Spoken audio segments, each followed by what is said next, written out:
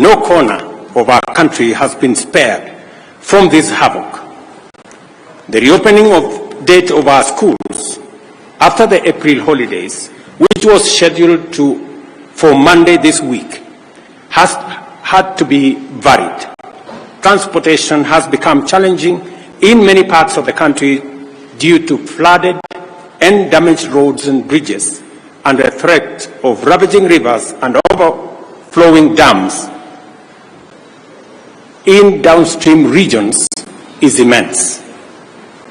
Water volumes in the Seven Forks Hydroelectric Power Dam have hit historic highs, with Masinga and Kiambere dams already spilling over through the managed spillways and threatening to overflow into neighboring settlements and causing devastation downstream in Garissa and Tana River counties. Sadly, we have not seen the last of this perilous period, as the situation is expected to escalate.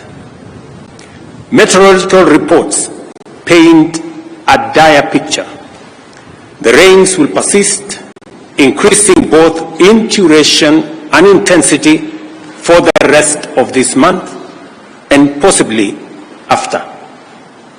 The Meteorological Department and the IGAD Climate Prediction Application Center have issued a stark warning. Kenya may face its first ever cyclone. This cyclone, named Hidayah, could hit any time and is predicted to cause torrential rain. Strong wind could potentially disrupt marine activities in the Indian Ocean and settlement along the Kenyan coast. Our country must act decisively and swiftly to mitigate the devastating impacts of the present crisis and protect life and property. The loss of human life, displacement of people, and destruction of property has been most profound within fragile ecosystems, on which the government has taken the following steps.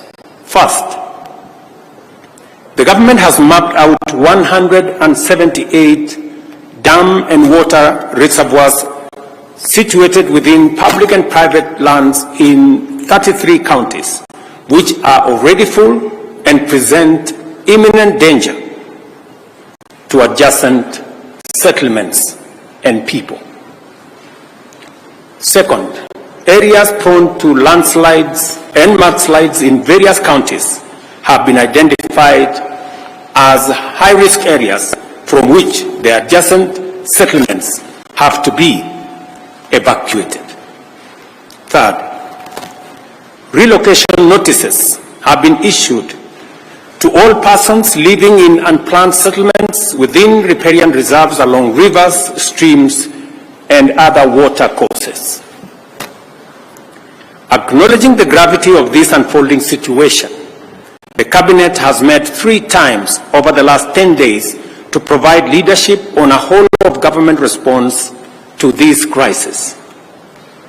To support disaster response and mitigation efforts across the country, the Treasury has been directed to provide adequate resources and work with other development partners to provide for the purchase and supply of food, medical, and other non-food items.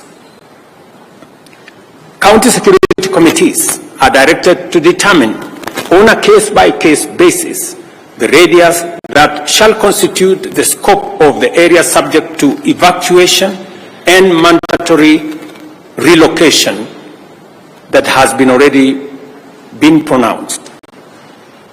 The county security committees are further directed to continuously monitor other dams and water reservoirs across the country that may not be presenting a risk now, but could do so in the event of further precipitation.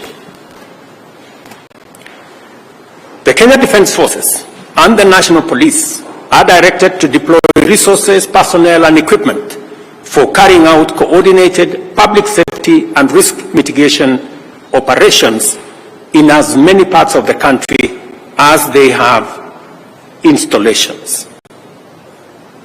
Security agencies are further directed to enlist the support of the National Youth Service and work with the National Government Administration officers to respond to this emergency, including ensuring timely, orderly, and human evacuation of all persons at risk.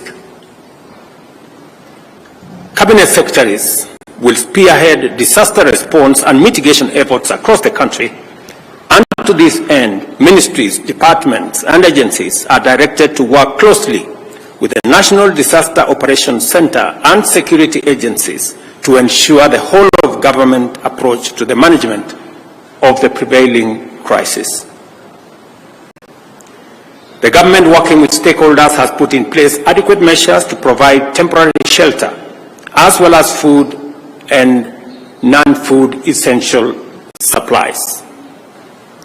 The ministry responsible for special programs is directed to work with development partners and relevant humanitarian organizations to mobilize adequate food and non-food supplies to support all affected persons in every part of the country.